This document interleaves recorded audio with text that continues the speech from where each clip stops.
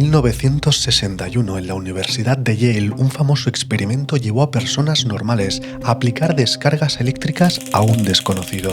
Estaban convencidos de que causaban un daño grave. En 1973, en Princeton, otro experimento consiguió que estudiantes de teología ignoraran a un hombre tirado en el suelo pidiendo ayuda.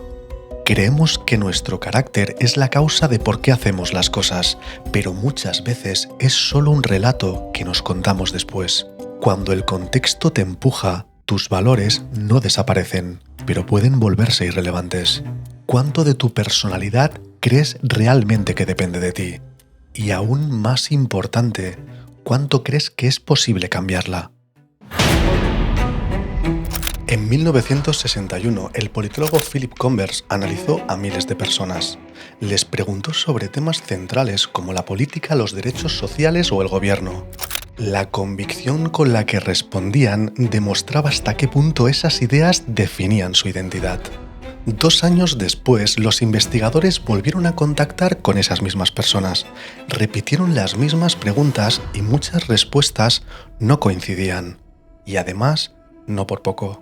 No es que seamos hipócritas, pero muchas de estas convicciones son más frágiles de lo que pensamos. Años después, los investigadores Jenkins y Marcus siguieron a esas mismas generaciones durante décadas y encontraron algo todavía más interesante. Algunas ideas resistían el paso del tiempo, pero muchas posiciones sobre políticas, medidas o debates sociales cambiaban de manera sorprendente. Lo más curioso es que estaban convencidos de que siempre habían opinado igual. Si los pilares de nuestra identidad ideológica pueden cambiar tanto en pocos años, quizá las historias que nos contamos sobre nosotros no son tan sólidas como pensamos. Imagina que estás a punto de tener la entrevista más importante de tu vida. Y vas tarde. Te saltas un semáforo en ámbar, por no decir que estaba directamente en rojo. Pero era por una causa de fuerza mayor. Semanas después, estás parado en el mismo semáforo y otro conductor pasa volando a tu lado, saltándose el semáforo. Internamente le llamas de todo. Tendemos a explicar lo que hacen los demás por su carácter y lo que hacemos nosotros por las situaciones del momento. Detrás de esa forma de interpretar el mundo hay varios sesgos bien documentados, entre ellos el sesgo de correspondencia y el error fundamental de atribución. Nos gusta creer que hay un motivo coherente detrás de nuestros actos y cuando algo no encaja, el cerebro se encarga de restaurar la coherencia construyendo una bonita historia. Pero además, hay algo más incómodo. En un estudio hecho por Ernest Dichter a compradores de coches de alta gama, se vio un patrón demoledor. Cuando se les preguntaba por el motivo de la compra, su impulso era resaltar los atributos del coche como la seguridad, la calidad o la fiabilidad. Pero en cambio, cuando se les preguntaba por qué otros usuarios se compraban estos coches, su respuesta era que lo hacían claramente por el prestigio y el estatus. Richard Nisbett y Timothy Wilson descubrieron algo que no nos gusta reconocer.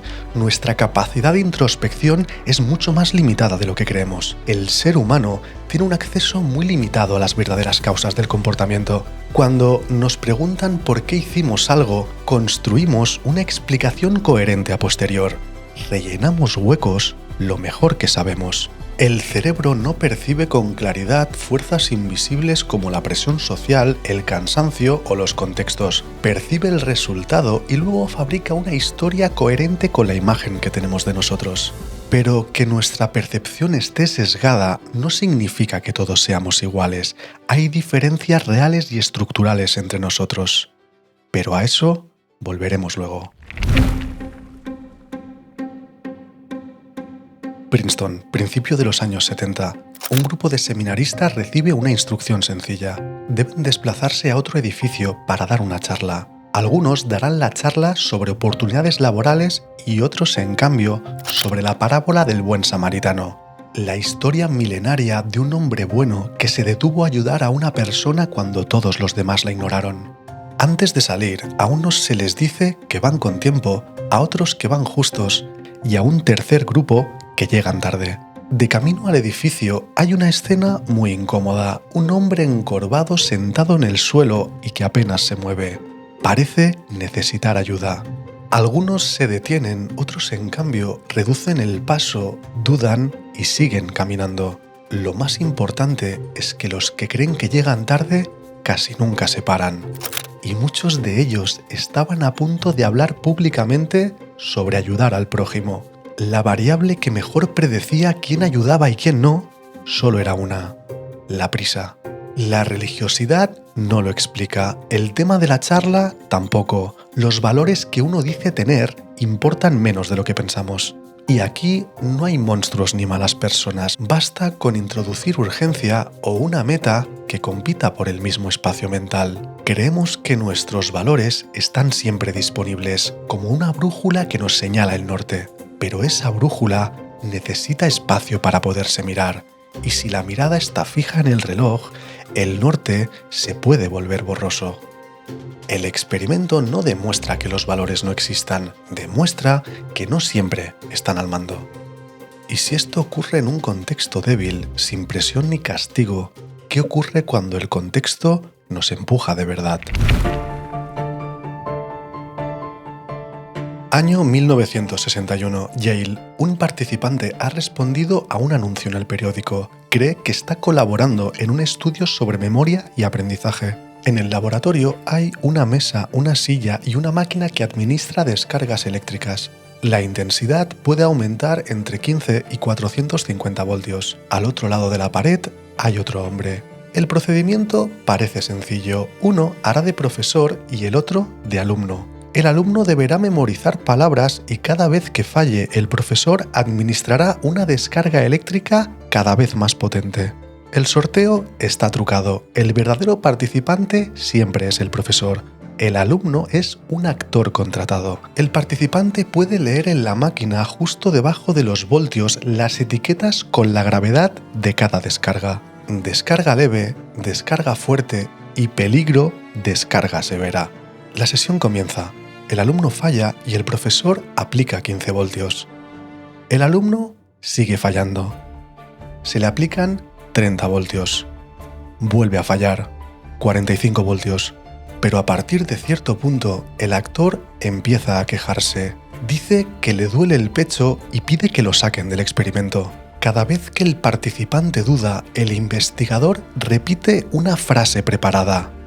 El experimento requiere que continúe.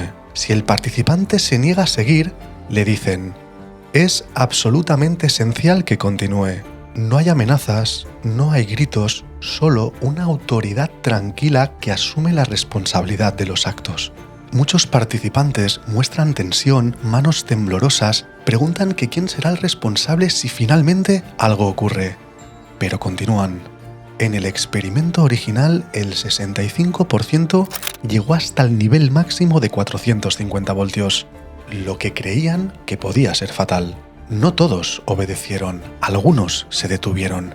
La variabilidad existe, la personalidad no desaparece, pero el equilibrio se altera cuando una autoridad define la situación. Lo que haces no siempre surge de quién eres.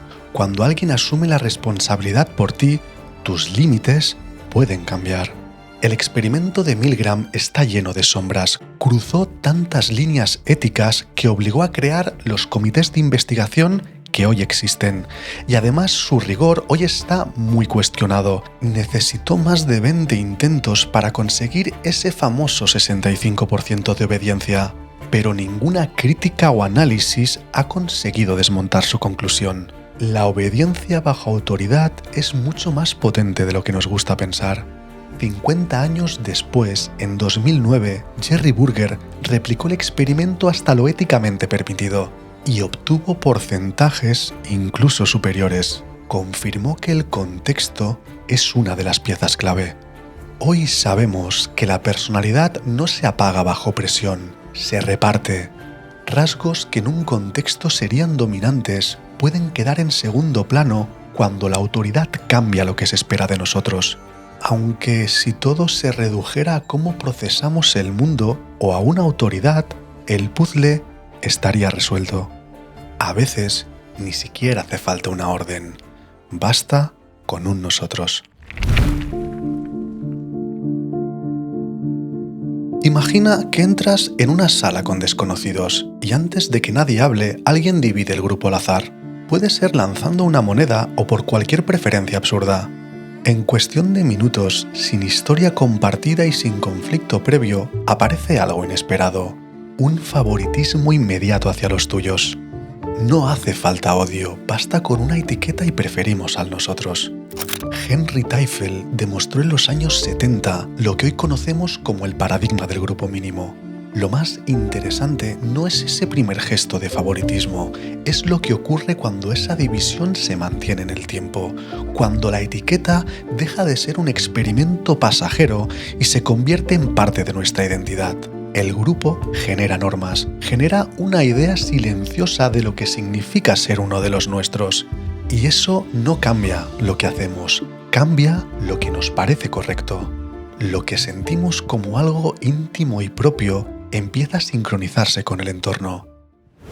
Durante años, el experimento de la prisión de Stanford fue la prueba definitiva de que la situación lo cambia todo. Estudiantes corrientes, roles asignados completamente al azar y en pocos días, guardias cada vez más duros y prisioneros sometidos. El problema es que la historia era más perfecta que los datos que la sostenían. Con el tiempo aparecieron críticas serias y dificultades para replicar el experimento. El experimento de la prisión de Stanford no fue un engaño, pero tampoco fue la demostración limpia que se ha enseñado durante décadas. Fue una lección incómoda de cómo incluso la ciencia puede enamorarse de una buena historia. La evidencia sobre identidad social es menos espectacular, pero mucho más robusta. No necesitamos odiar al otro, basta con que el tuyo exista. Las normas del grupo funcionan como un guión silencioso. Te indican qué merece un aplauso, qué conviene callar y qué se castiga. Se aprenden en las miradas de tus iguales y en los gestos sutiles. Somos miembros de sistemas que reconfiguran el significado de nuestras acciones. Pero en esa negociación no siempre gana el grupo. Por eso sentimos conflicto interno cuando el grupo nos empuja en una dirección que no encaja con lo que somos. Llegados a este punto, la historia se complica. Hemos visto cómo cedemos cuando el contexto empuja, pero no empuja en el vacío. Empuja una personalidad que ya viene con una estructura. Y cuando digo personalidad, no hablo de una sola pieza. Hablo de rasgos, de valores y de la historia que usamos para darle sentido. Pero, ¿de dónde surge esa estructura? Piensa en gemelos monocigóticos, aquellos que comparten el 100% del ADN. Durante décadas, investigadores siguieron a hermanos idénticos que crecieron por separado. Casas distintas, barrios distintos y reglas distintas. Años después, compararon cómo reaccionaban ante el mundo, si eran más impulsivos o más reflexivos, si tendían a preocuparse o a mantener la calma, o si buscaban riesgo o lo evitaban. Lo que encontraron es difícil de ignorar. Incluso criados por separado, los gemelos idénticos muestran una similitud en rasgos mayor que la de otro tipo de hermanos. Y cuando se agrupan cientos de estudios, la conclusión es clara. Una parte sustancial de nuestra personalidad se debe a la genética. Aunque hay límites claros, la heredabilidad de los rasgos rara vez supera el 40 o el 45%. No existe el gen de ser buena persona. No hay un interruptor biológico que determine tu destino moral. Lo que hay son predisposiciones, tendencias de base, un centro de gravedad que hace que ciertas formas de actuar te resulten más naturales que otras. Y tener una predisposición no es lo mismo que tener un destino. Este descubrimiento incomoda a ambos bandos, a los que quieren creer que todo es construcción social y a quienes piensan que la genética manda. Pero si la genética no llega al 50%, la pregunta es inevitable. ¿Qué explica el resto de nuestra estructura? Durante décadas la respuesta parecía indiscutible. Los padres. Y ahí llegó la sorpresa. Cuando los investigadores compararon hermanos criados en el mismo hogar, encontraron algo desconcertante. El parecido en personalidad era mucho menor de lo que siempre se había creído. Y basta mirar a dos hermanos para ver lo diferentes que son entre sí. Misma casa, mismas normas, mismos relatos familiares y aún así trayectorias psicológicas muy distintas. Fue en este punto donde apareció una idea que cambió el debate: el entorno no compartido. Cada hijo ocupa un lugar distinto en la dinámica familiar, tiene amigos distintos, profesores distintos y experiencias que el otro no vive. La influencia ambiental no es un bloque homogéneo que llamamos hogar, es una red enorme de microsituaciones que nadie más experimenta igual que tú. Judith Rich Harris retomó estas investigaciones y lanzó una tesis bastante controvertida: los padres influyen menos en la personalidad adulta de lo que siempre hemos creído, y tus compañeros y contextos sociales tienen un peso mayor del que pensábamos. Y no estaba diciendo que la crianza de los padres no importe. Los padres son pilares fundamentales, pero no son los únicos arquitectos del resultado. No somos una hoja en blanco, ni tampoco un guión biológico cerrado al nacer. Somos una estructura en movimiento, una combinación de predisposición y experiencias únicas que nadie más ha vivido exactamente igual que tú. Somos el resultado de una suma de muchas fuerzas. A estas alturas puede parecer que este dilema no tiene solución. Por un lado, la evidencia muestra que el contexto influye, que la biología nos moldea y que las experiencias nos marcan. Cambiemos la forma de mirar el dilema. Imagina por un momento que te observo durante toda una semana. El lunes te veo firme defendiendo tu opinión en una reunión. El martes inseguro o insegura en una conversación incómoda con un vecino. El miércoles sociable en una cena con tus amigos. El jueves a lo mejor distante con tu familia y el viernes emocional y generoso con tu pareja. Si tuviera que juzgarte por una sola escena, no sabría quién eres. La coherencia no está en cada decisión que tomas. Se desvela cuando miras el conjunto el tiempo suficiente. Durante décadas, la psicología intentó resolver esa paradoja. Walter Mischel fue uno de los primeros en señalar que los rasgos, tal y como se estaban midiendo, fallaban al predecir la conducta real. Es decir, que etiquetar a alguien como responsable o impulsivo no te permite saber cómo va a responder en cada situación. Una persona puede ser tranquila en un contexto y ansiosa en otro, honesta en un escenario y tramposa en otro. La personalidad no desaparece, pero tampoco funciona como un sello fijo que garantice predecir cómo vas a responder en cada momento. Años después, junto a Yuichi Shoda, propuso algo más complejo. Quizá la estabilidad de la personalidad no está en hacer siempre lo mismo, sino en cómo cambias con las situaciones. No eres agresivo o amable como forma de ser, eres alguien que cuando se siente desafiado en público, responde de una forma. Cuando percibe amenaza, activa un patrón específico de respuesta. Cuando obtiene aprobación, otro distinto. Al sistema lo llamaron CAPS. La idea es simple. Funcionamos con patrones estables del tipo de si ocurre X, suelo responder con Y. Una idea que años antes el conductismo ya había descrito como responder a contingencias. No eres valiente en general, puede que te envalentones cuando te observan, que te cierres ante el rechazo o que te expandas cuando alguien te apoya. Lo estable no es la etiqueta, es el patrón, la secuencia. Si pasa esto, respondo de esta manera.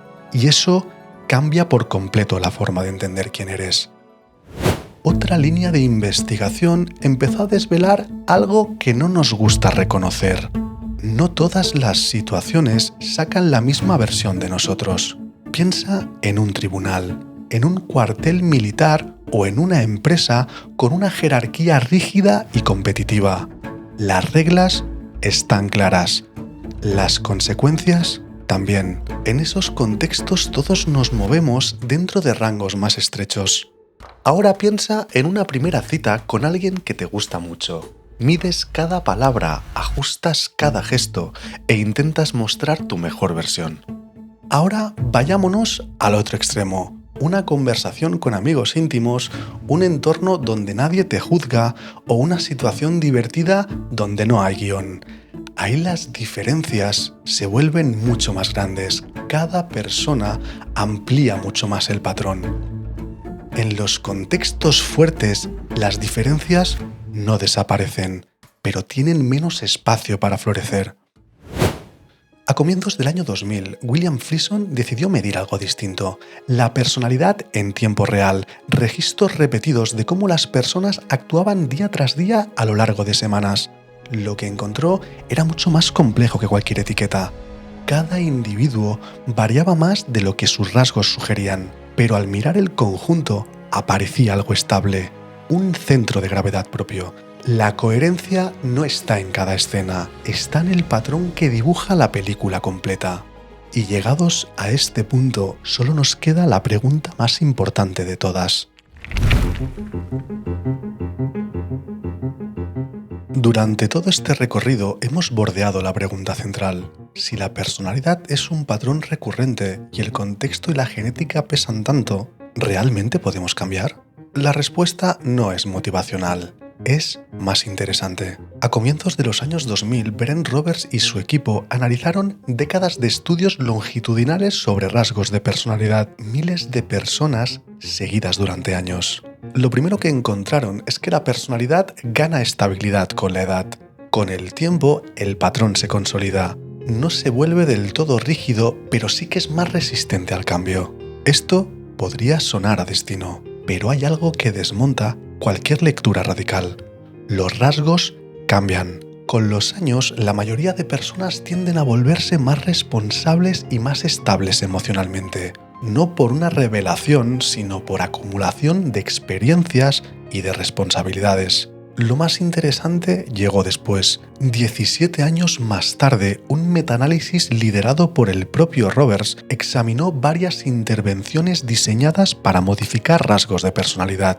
Los resultados fueron claros. Los cambios existen.